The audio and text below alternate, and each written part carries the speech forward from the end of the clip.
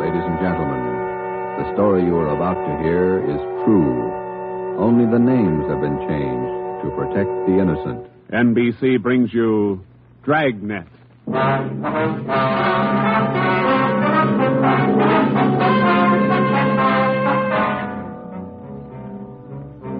You're a detective sergeant. You're assigned to robbery detail.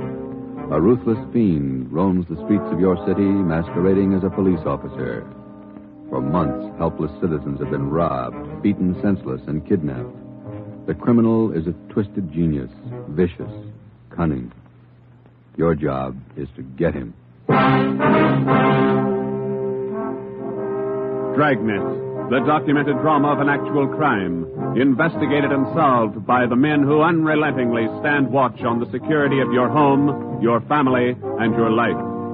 For the next 30 minutes, in cooperation with the Los Angeles Police Department, you will travel step by step on the side of the law through an actual case from official police files, from beginning to end, from crime to punishment.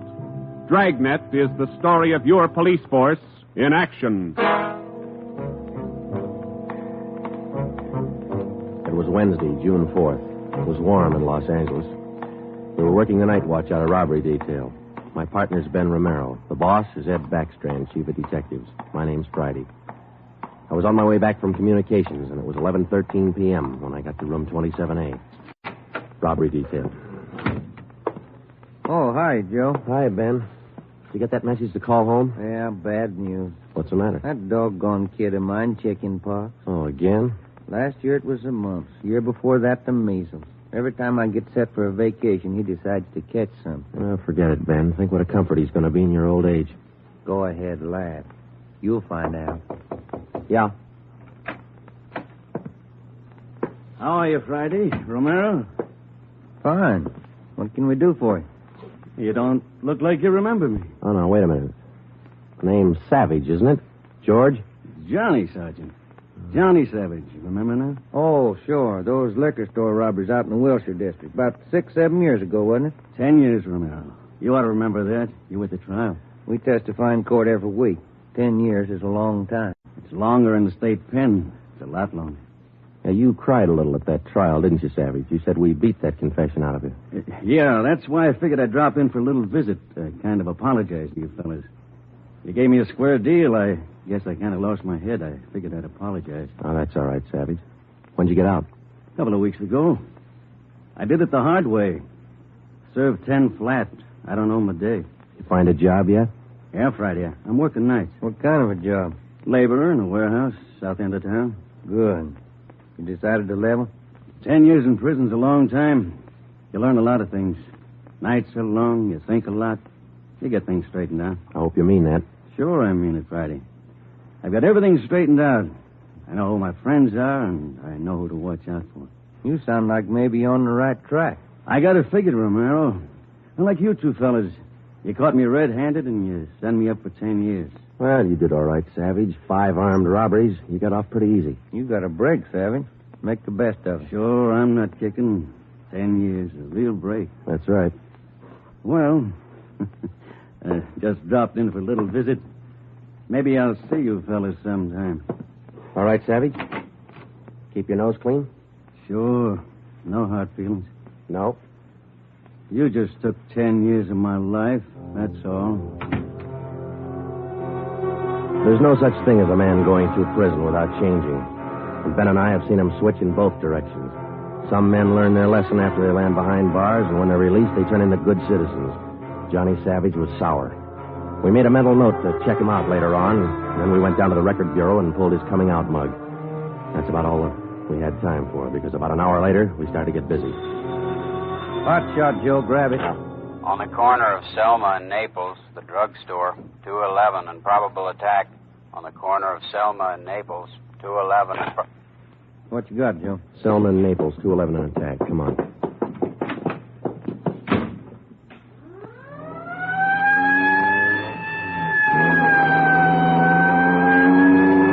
Here we are, Joe. Over there on the far corner. Yeah. All right. Come on. We got the story from the victim, the store owner, Mr. Thomas. For the most part, it was the usual rundown of an early morning holdup. There was only one exception. Oh, I've had young hoodlums try to hold me up before, but there was nothing like this one. How you mean, Mr. Thomas? Well, he came in here just before closing, and ordinarily I'd have kept an eye out because that's the time to look for him. But this fella came to the door and said he was a policeman, so I let him in. He looked like a cop. Boyed right up to me and the wife behind the counter and pointed a gun. And she screamed, and he hit her in the face with the butt of the gun. Sergeant, it was horrible. That's the way it started, and that's the way it kept going. Because most of the victims and most people don't realize that as a citizen, they have the right to check on police officers' identification when in doubt. After we got the story from Mr. Thomas and checked the store in the neighborhood, Ben and I headed back to the office. Attention, all units. At the end of North Baxter Road near Hillcrest, victim of 211 and slugging. Car 7172, take the call. Code 3.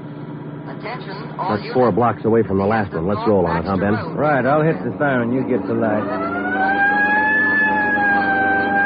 By the time Ben and I got up to the end of North Baxter, the men from car 71 were already there. The victim was telling his story. His face looked like it had been through a meat grinder. I was just shifting the car into second to make the hill when I hear this siren behind me, and I see this red light flashing in the side view mirror. Well, naturally, I pulled over to the curb, and I was just reaching for my driver's license when the cop runs up, yanks me out of the car, and starts clubbing me in the face with the butt of his gun. Did you get a look at him? Think you can describe him? No, I'm afraid not. He swung me around and kept me staring into that red light on his car all the time he was beating me. After a while, everything just went black.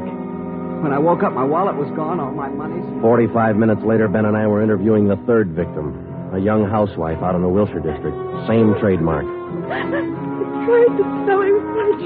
I tried to tell him I didn't have any money, but he wouldn't listen. He kept holding me by the throat, beating me with his fist like he enjoyed it. Beating me. Yeah, all right, Mrs. Jameson. Could you tell us how he got in the house? He came in the front door and rang the bell. I opened the door, but I left the burglar chain on. He said he was a policeman. So when he demanded I open the door all the way, I did. Then he grabbed me. And you can't describe the man for us, Mrs. Jameson? He was tall, and he had dark hair and big hands. That's all. It was like a nightmare. A horrible nightmare.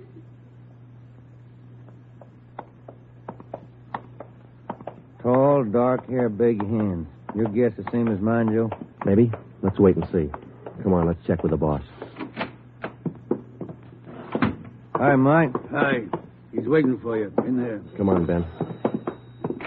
Chief Detective's office. Hannon. Sit down. Yeah, Skipper. All right, you two, let's have it. The guy with the red light? Yes, the guy with the red light posing as a policeman. Why hasn't he been picked up? You know as much about it as we do, Ed. We got our first call around midnight. He knocked over a drugstore out on Selma. He hasn't stopped working since. Didn't you get any definite lead on him? No description, no license number? Nothing. He's tall, big hands, dark hair, that's all. Fine. Either of you got any ideas? Could be anybody, Skipper, with that description. You're sure it wasn't anybody on the force? We sent all the victims down to personnel. Lowry showed him the mug book of all police officers. Wasn't one of our men. Works fast. Drugstore, motorist, a pedestrian, a housewife out in the Wilshire district. Went right in the house after her. 4 of them, right in a row. 5. Huh? There's a 20-year-old kid in the next room. Came in just before you got here. A couple of hours ago, he was sitting in a car with this girl up in Mulholland Drive. This red light bandit comes along, slugs him, and kidnaps the girl. Kidnapped? She still missing? Not a trace. When did this happen? A couple of hours ago, they brought the kid over from Georgia Street Hospital. We can talk to him now. He's had a bad time. Right in here. Okay. Pete, we're going to have to ask you a few more questions. Oh, yeah. Okay. It feels a little better now. This is Sergeant Friday and Sergeant Romero. Hi, Pete. Hi. Can you tell us what time the trouble started? Oh, about 10:15, 10:30. Sally and I were sitting in the car talking about where we were going on our honeymoon. We're going to be married next month. And then this car pulls up behind us and starts flashing a red spotlight on us, and a guy runs over and pulls open the door. He said he was a cop. Did you get a good look at his car, Pete? I think it was a black sedan. Did you get a look at the man, Pete? No, I didn't. It was pretty dark, and he kept me staring into that red spotlight. It all happened so fast. Then he started slugging me, and I went down. What happened then? Well, the next thing I knew, Sally was screaming. He had one hand on her throat, and he had her backed up against the side of the car. He was beating her with the other hand. Some kind of a short billy club. Well, I got up and I started for him, and he slugged me again. When I came to, Sally was gone. Anybody check the area up there, Ed? Yeah, Davis and Griffin. Didn't find a thing. Oh, Sergeant, you gotta find it. You got to. I wouldn't know what to tell her folks. I wouldn't know what to say. That's all right, Pete. We'll find her. You take it easy. Got a hot shot, Ed, up in Summit Road near Westmore. A woman, unconscious. Ambulance follow-up. Possible dead body. All right, Hannon. Look after Pete here. Friday, Romero, let's go. Up ahead, Romero, to the right. Okay, Skipper. Yeah, there's the ambulance and the cruiser car. You're a lonely-looking spot. All right, come on. Hiya, Doc. What'd you find? Hiya, fellas. Right over here. Just going to take her in. Where'd you find her? Over there, by the side of the road. Somebody driving by saw her. They called us. Any identification? This bracelet on her wrist. To my dearest Sally, from Pete. December 25th, 1947. That's a girl, all right. What are the chances, Doc? I wouldn't bet on them. Pretty bad shape. Well, have you seen enough? Yeah. Friday, Romero, call the crime lab and check the area for footprints and tire tracks. I'll ride back in the ambulance with the girl. If she regains consciousness, I want to talk to her. All right? Okay, Ed. I'll meet you in the office by 8:30. We're working straight through till we get this guy. See you at the office, Skipper.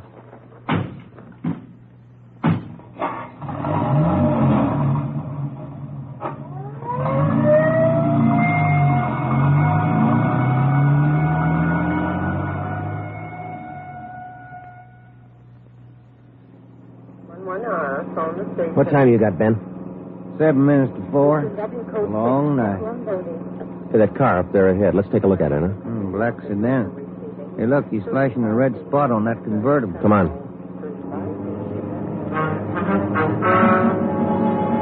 He sees us, Joe. Pulling away. Get that gas pedal down to the floor. It's already there. He's turning off right. Hit the siren. I'll get the light. We're gaining a little, Ben. Next corner to the left. Joe, where'd he go? The fancy driver. Try the alley up ahead to the left.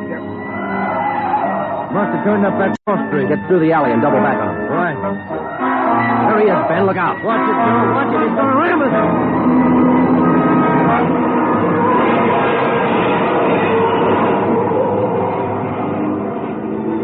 We got hit just in front of the rear bumper. Our car was forced into the curbing and it turned over. He was real lucky. He kept right on going. But this time, Ben and I were sharing the luck. All we got out of it was a couple of nasty cracks in the head and a few bruises, but it was enough to keep us in a hospital under observation for a day. By this time, Ed Backstrand was fuming. So were the newspapers. During the day we spent in the hospital, the red light bandit went on a real blitz. He pulled 6 more jobs, 1 liquor store, 2 residential holdups, and 3 car robberies. 5 of the 6 victims were slugged and beaten. Davis and Griffin had taken over for Ben and me, and by the time we got back on the job, they'd built up a lead for us. We've been working with Wilkerson up in auto theft, Joe. He's used 4 stolen cars already. We got the makes and numbers on each one of them. How about the dark sedan he was driving when he rammed us? The boys picked it up this morning out on Sepulveda. We're checking it for prints now. Oh, that's fine, Dave. You got any description on the guy yet? No luck there, Joe. He works too fast. Nothing at all? The same as you had. Tall, black hair, big hands. Loves to use them. Friday, Romero, got a minute? Okay, Skipper. Check you later, Hyundai. Sure thing, boys. Sit down. How do you feel? Pretty fair, Ed. Little stiff here and there. All right, did Davis fill you in? Up to date. Okay, I just called the doctor who's handling Sally Wilder, Pete's girlfriend. You remember? Oh, yeah. She's been in pretty bad shape since we found her up there on Summit Road. This morning she took a turn for the better. She's conscious, and her doctor thinks she might be able to talk to us a little bit. Good. When? About an hour. I cleared it with the doctor and with her family. You'll only be able to stay a couple of minutes, so make the most of them. That's all. All right, Ed. We'll check with you later. Say, Joe, Ben, here's some mail came for you fellas while you were gone. Oh, thank you, Mike. We're going over to the county hospital. We ought to be back in a couple hours. Okay. Say, there's been a couple of phone calls, too. Yeah, anything important? I don't think so. The guy just called to say hello. Said his name was Johnny Savage. He just called to say hello.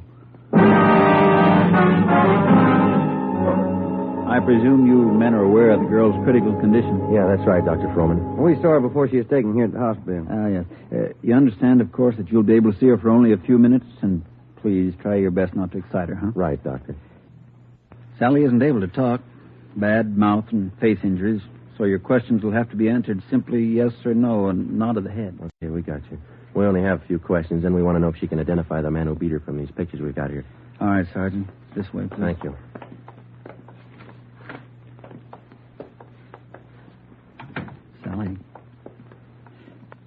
Sally, these gentlemen are from the police department. They'd like to ask you a few questions. Now, there's no need to be nervous or afraid. Just simply nod your head yes or no. Oh, that's fine. All right, Sergeant. Sally, did you see the man who attacked you? Yes. She says yes. Did you get a good look at his face? You did. All right, Sally, now you can answer these three together. Just yes or no. Was he tall? Did he have dark hair? Did he have large hands? He did. Ben.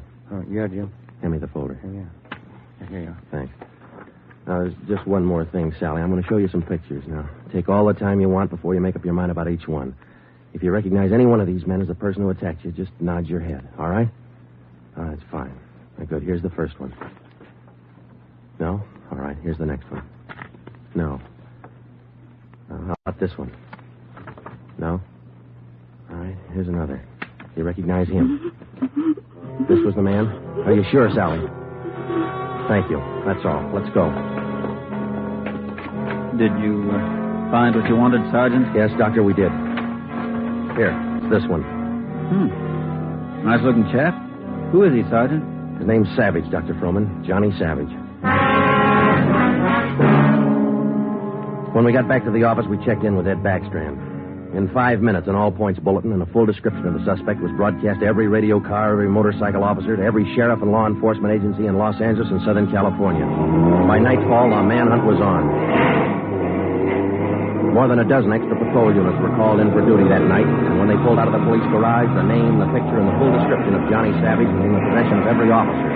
The same for the patrolmen. Whether they walked a beat downtown or out in the residential areas, the picture of Johnny Savage went with them. Everything was done that could be done. On the second night of the manhunt, far out on the edge of town, Johnny Savage, the red light bandit, got his 12th victim, a 63-year-old storekeeper. Attention, all units. 939 Markham Street, near Clark. 211 and slugging, code 3. Ambulance dispatched. All units. 939 Markham Street, near Clark.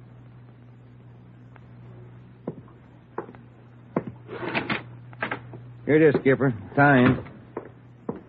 What'd you get? Wilkerson lifted the prints off that black sedan that rammed Joe and me. Yeah? They belonged to Johnny Savage. Yeah, good. That storekeeper last night. It is Savage, all right. The victim identified him from his mug. All right. We got enough of this Savage guy to put him on ice for life. All we have to do now is to get him. Now, look, the way we figure it, Ed, this red light bandit is using stolen cars with cold plates, so there's no way of tracking down the cars at regular commercial garages. He's got to be renting private garages someplace around town. All right, let's get the neighborhood patrolman on the job. Advertise it. All over town. It's a city ordinance, isn't it? People who rent private garages are bound by law to register the car and license number with the police. Start a campaign if you want, but find those cars. Right. Wait a minute. Hello, Backstrand. Yeah? When? I see. Yeah, thanks. What is it, Ed? It was the hospital. About the girl, Sally. Sally Wilder? What about her? She died 5 minutes ago. That night, everybody went back on the job as usual. The cruiser cars, the patrolmen, the motorcycle officers, and about a dozen decoy cars. Armed policewomen riding alone in cars or parked in lonely spots with a police officer escort. Our car, 80K, was still in the garage for repairs, so they assigned us another one. And we started to make the rounds. Everything was usual. Except one thing. We weren't tracking down just a thief anymore or a sadist who liked to put people's faces in. We were out to get a murderer. It was a perfect night for the suspect. Dark, no moon. I gave Ben 2-to-1 odds, and I put up $5 that we'd get Savage that night. I lost the $5. We cruised until 7 the next morning, but there wasn't even a nibble. We had breakfast at the Federal Cafe, a little restaurant down the street from the city hall, and it was about 8:15 when we got back to the office. We were pretty tired. Robber detail, Romero. I would like to speak to Sergeant Friday. Just a minute. For you, Joe. Okay, thanks. Friday talking. Sergeant Friday, I want to talk to you. Well, I'm listening. Go ahead. I want to talk to you in person as soon as possible. Can't you tell me over the phone? What is it? I cannot tell you over the phone. It is very important. Can you come now? Well, now, look, mister, I'm awful sorry, but we're very busy down 554 Ramona Avenue. Can you come now? Well, what's this all about? Who is this speaking? My name is Carl Savage. My son's name is John.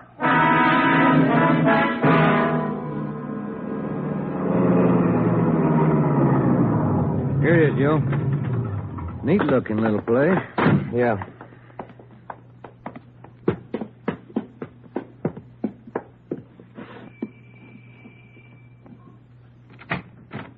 Yeah? I'm Sergeant Friday. You Mr. Savage? Yeah, come in. Okay. This is my partner, Sergeant Romero. How do you do?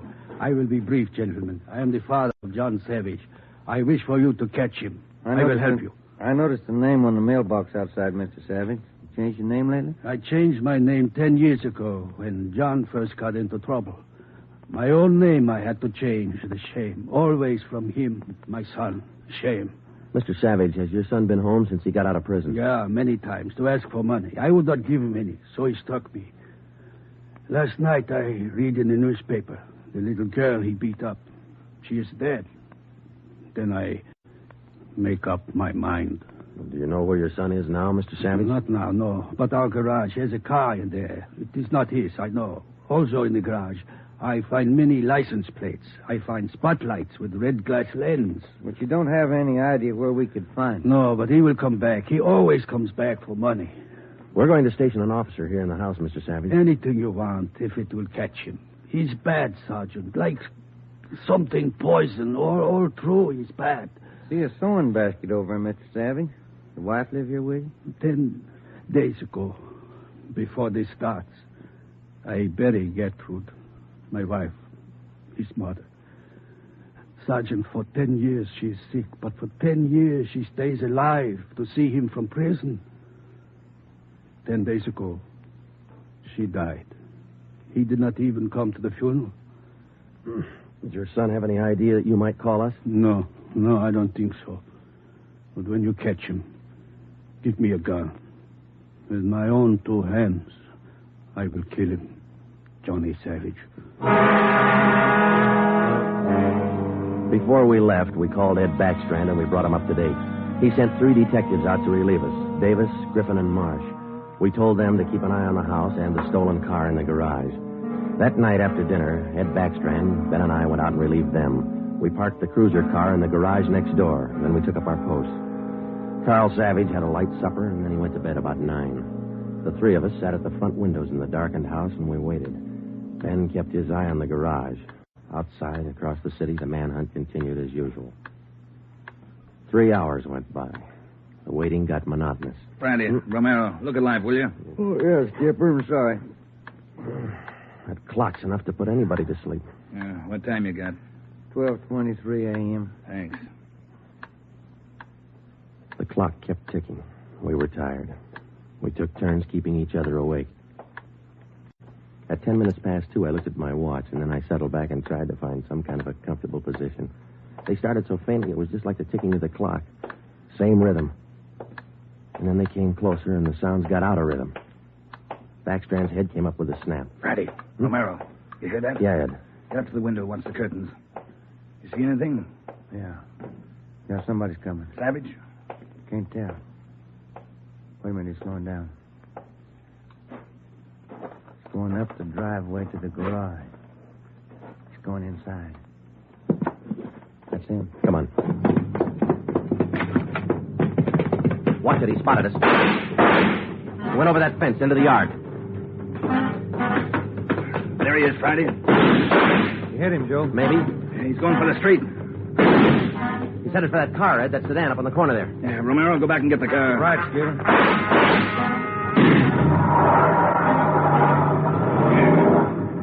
Must have parked up the block before he came around. Where's Romero? I don't know. Oh, here he comes now. All right, let's go.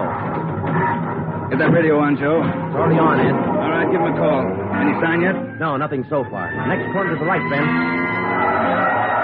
Unit 80K to Control 4. 80K to Control 4. Control 4 to Unit 80K. Go ahead. Clear and keep frequency 4 open. This is an emergency. 80K, roger.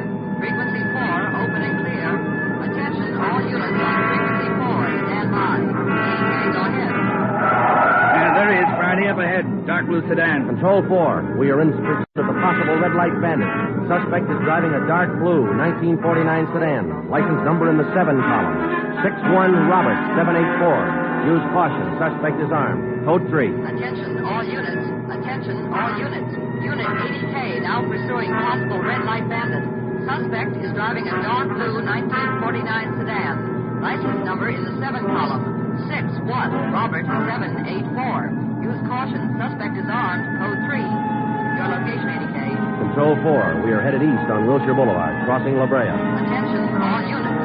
Suspect is headed east on Wilshire Boulevard, crossing La Brea. Watch it, Romero. Don't lose him. I see him, Skipper. Control 4, still pursuing Red Light Bandit, headed east on Wilshire, now crossing Rossmore. Attention, all units. Suspect is still headed east on Wilshire, now crossing Rossmore. Suspect is armed. Use caution. Code 3. That truck pulling out up ahead. Hit the siren, will you, Skipper? Hold on, it's a tight squeeze. Leaning on, Romero. A lot of traffic up ahead. He's got to slow down. Control 4, suspect headed east on Wilshire, crossing Western Avenue, closing in. There he goes. Took a right down Sherman Alley. The dead end. Yeah. Control 4, suspect turns south into Sherman Alley, closing in on suspect. Attention, all units. Suspect has turned south into Sherman Alley. Suspect is trapped. Converge on Sherman Alley. There he is, Skipper. Pulling up ahead. He's jumping out. All right, take the mic, will you, Ed? Here. Come on, Ben. I'll direct the other cars in. If you need help, holler. Right, Skipper. All right, which way to go, Ben? Down between those buildings. Come on. Starting up the back fire escape. All right, keep him busy. All right, Savage, come on down. He wants to go the rough way. One more chance, Savage. Come on down. No use, Joe. He's heading up for the roof. Come on. He climbs like a monkey. Come on, let's get him. Here, I'll give you a hand. Here's the roof. Where'd he go? I don't know. Let's spread out. All right, Savage, you're through. Throw your gun out and come out with your hands up. Watch it, Joe. He's running for the edge. He's going to jump. I'll get him. All right, guy back here. You lousy copper, you dirty, lousy cop. I'll take you out. You're through, Savage. You're through.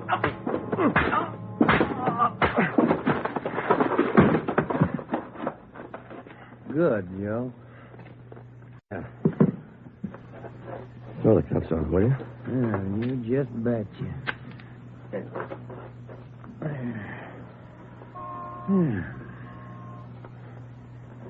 You want a smoke? Yeah, I can sure use one. Thanks. Quiet up here. Yeah. I was just thinking. Well? Carl Savage, this guy's father. Mm-hmm. What about him?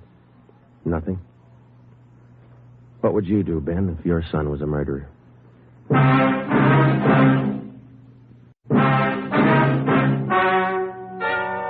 The story you have just heard is true.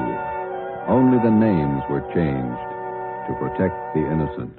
John Savage was tried and convicted of murder in the first degree. He was executed in the lethal gas chamber at the state penitentiary.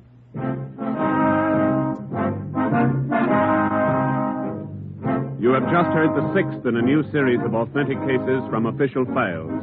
Technical advice for Dragnet is furnished by the Los Angeles Police Department. Tonight's program is dedicated to Patrol Officer Robert Steele of the Montana State Highway Patrol, who on the morning of November 2nd, 1947, gave his life so that yours might be more secure.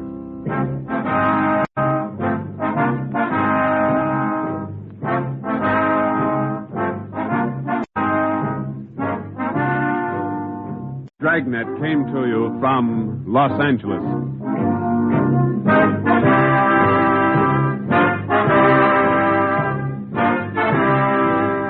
This is NBC, the national broadcasting company.